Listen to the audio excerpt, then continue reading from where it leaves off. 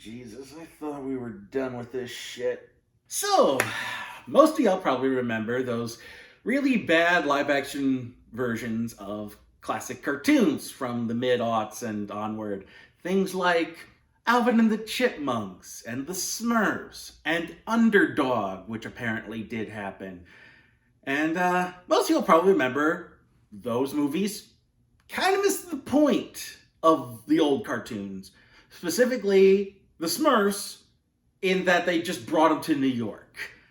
And I stupidly thought that after the Smurfs gave up on that and just did a full-on animated feature, that we were kind of done with this style of cartoon remake. That we were kind of over the idea of let's just bring them to New York or wherever and doing an actual, like, full-on, faithful interpretation of the cartoon. Which makes this movie feel like the measles outbreaks that happened because of anti-vaxxers.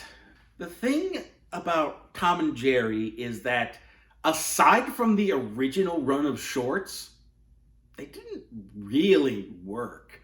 The Looney Tunes, they've been able to adapt and reinterpret into different ways, and the Looney Tunes have enough personality they can try different things and utilize them in ways that, have a story to them. When you try to add a story to Tom and Jerry, it doesn't really work. They're slapstick. There's not supposed to be a story. It's a series of gags. Looney Tunes has characters and motivations, and you can build a story around that. You can't really do that with Tom and Jerry, and that's why every time, most infamously with their attempt at co-opting Willy Wonka and the Chocolate Factory, it didn't work.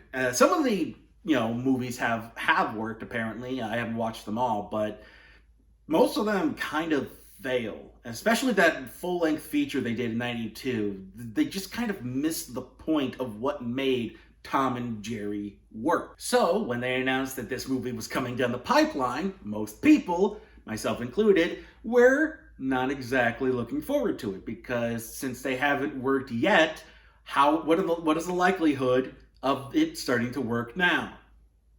And turns out that likelihood was very low. Now, the one thing I did want to point out first, right off the bat, is the animation style. A lot of people are like viscerally angry at it. Like, they just do not like it.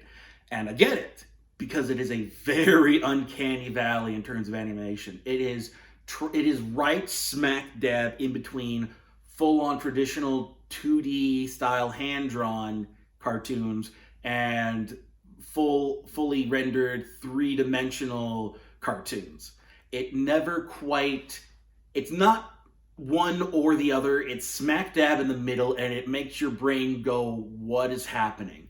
And yeah, that right off the bat is a bad thing. And that's the thing, is all of the animals are animated like this. Even like the dead animals being used for food are animated like this. And I don't want to ding the animators, because it's not their fault for wanting to make it more cartoony and make it feel like an old Tom and Jerry cartoon. That's not a bad instinct. The execution left a lot to be desired. And that's the thing, is that these models aren't fluid or fast enough to really work. There are points where it tries to, and they try to incorporate a lot of the older animation styles, like smearing and whatnot, to make things look like they're going faster, but it just doesn't quite work. It's not there enough, and it makes you wonder, why didn't they just stick with 2D or hand-drawn, or go fully rendered 3D? Like, why is it this weird in-between? Not to mention the fact that it looks like they're just plastered on. There's barely any lighting or shading. They don't feel like they belong in the universe. They feel like they were plastered on after the fact.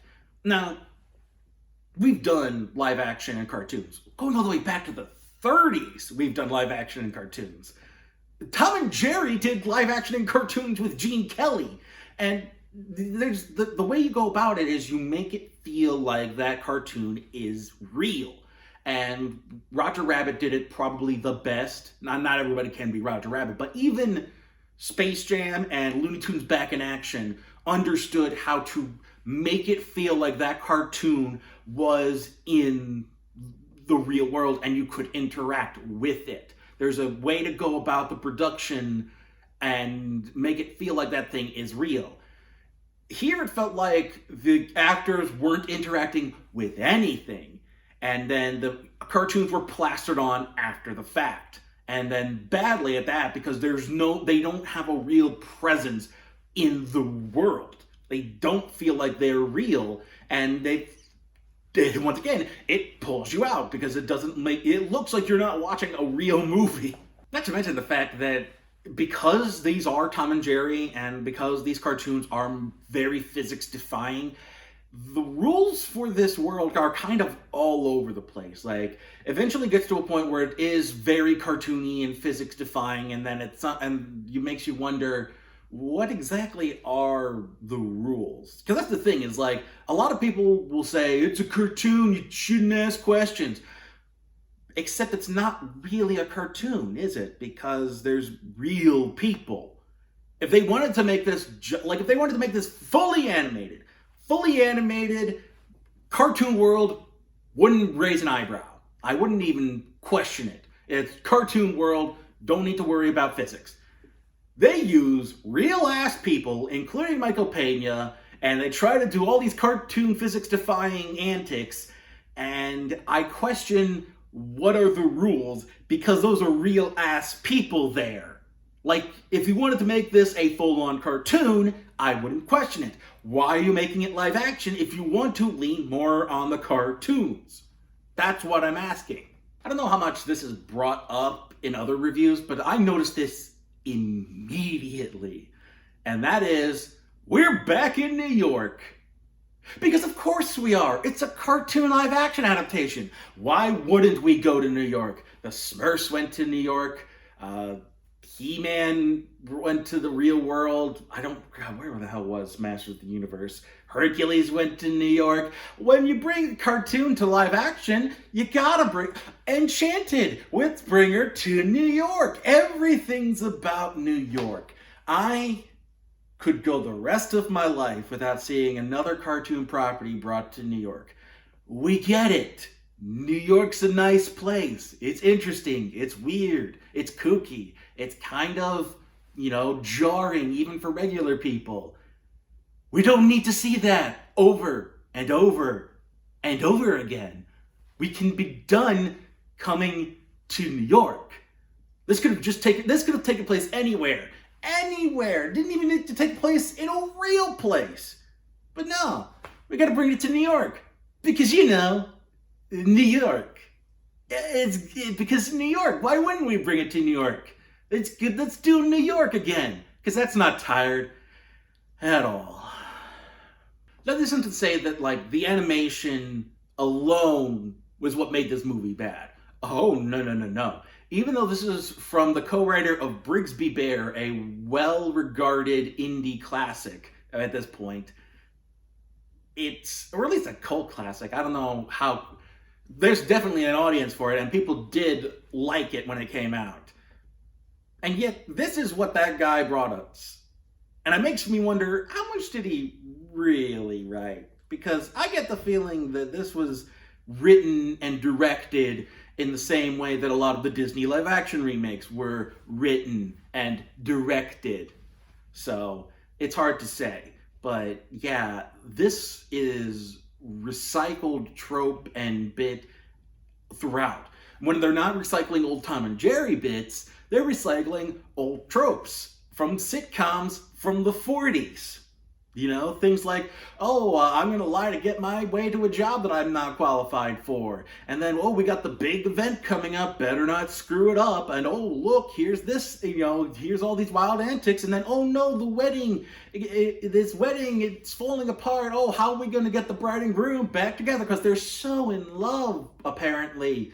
And, yeah, it's just tired trope after tired trope. And they don't really bring anything new to it.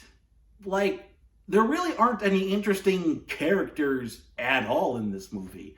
The cartoon characters are better defined than the humans. So even if the animation did look like it fit in this world, there wouldn't be a point because the script sucks and the human characters aren't interesting.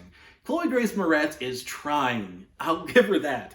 She at least tries to do something with this garbage. She at least wants to make it look like she gave a shit.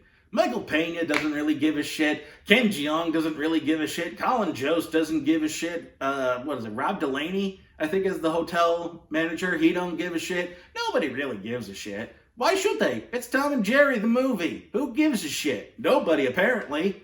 Oh, by the way, speaking of Colin Jost, can we throw him in the bin with Jared Leto and Casey Affleck? Not because he did anything bad, but because he's an untalented hack. Like, seriously, why is Colin Jost around? Why are we keeping him around? He's not funny. He's probably the worst Weekend Update anchor SNL has ever had. And he's just kind of a smarmy douchebag. He is every yuppie villain from the 80s rolled into one person. Why are we keeping him around? Who wants him around? Why do people... I don't get it. Like, I could go the rest of my life without seeing Colin Jost again. Mainly because I don't have to watch him, because I don't watch SNL. I watch good shows. What's interesting is, and I don't know when the Double Toasted thing will come out for this, but I watched them review it live. And Corey, I was waiting for Corey to go off on this because it's right up his alley. He's big on talking about these kinds of things. Most of the main cast is kind of eclectic. You've got Michael Pena, who's Hispanic. The main character is a white girl. There's a quasi, not really love interest in a black bartender there that doesn't really go anywhere because why would it? You've got an Indian woman being married to Colin Jost because it's okay when a white dude marries an Indian woman, but God forbid the black bartender and the white chick end up together. But most of the voice acting cast is predominantly black. Specifically, you've got a reggaeton artist playing Butch, who was the Black Alley Cat from the old bits. You've got a rap group supplementing that with his little gang of alley cats. You've got Tim Story voicing a pigeon for one line. And then you've got Bobby Cannavale as Spike the dog. He's probably the one non-black voice actor in this. And then Lil Rel Howery shows up as the Angel and Devil Tom for a couple of bits. And Corey is more blatant about it, but yeah, these voices feel they feel like, specifically the Alley Cats, they feel like a Hollywood executive's idea of how, street level black dudes talk. It's and like Lil Rel Howery is doing his bit, but he's not exactly a great fit because it's his and when you've got the fact that there's an entire subset of stunt casted alley cats played by, quote unquote gangsta style musicians. I'm not familiar with their music. Maybe they are, maybe they aren't, but that's the persona they give off. It feels like that's another throwback that we're apparently still doing. This stereotypical street black voice for these characters. And maybe that's Tim Story wanting to incorporate any level of blackness into this movie, but my God, does it feel out of place, because it feels like a white executive's idea of how black people sound. And it does not work anywhere at all in this movie. Thankfully, it's only in, those alley cats show up in, 2 scenes, and Lil Rel Howery shows up for, 2 instances. But yeah, it sounded wrong. And, I'm fine with recasting Butch and the Alley Cats or whatever, but if they were, interesting, well acted, well written, it wouldn't be a problem. But no, it's stereotypical gangsta talk, street talk. It's people, it's stuff that they would give to hoodlums and thugs on the street in a stereotypical comedy or whatever, It's stuff that white executives think is funny. And yeah, it does not work at all. Namely the fact that Butch, I'm going to show a slight clip up here. Butch does not look like he fits in the world at all. Tom at points does. Butch looks like he was plastered on. This is exactly what I'm talking about. So yeah, I don't have a problem with a black voice cast. I think of Steven Universe, where it has a very eclectic, across the board voice cast. But the thing is, those voice actors can act and are directed well. That's not what we got here. It's basically like they threw these guys in a booth, told them to read the lines, and said, okay, that's a wrap. That's all we're paying you for today. Like, it doesn't sound like anybody cared or tried at all. Oh, speaking of throwing in black culture out of nowhere and to no effect, the movie opens up with pigeons mouthing along, quote, singing, whatever you want to quote, however they intended it, to Can I Kick It by A Tribe Called Quest. And normally, you're opening with Vistas of New York, you're going for things like, I don't know, Empire State of Mind by Jay-Z, or something else that's big, some other big New York template song. You don't think of Tribe Called Quest for cartoon animal sing-alongs.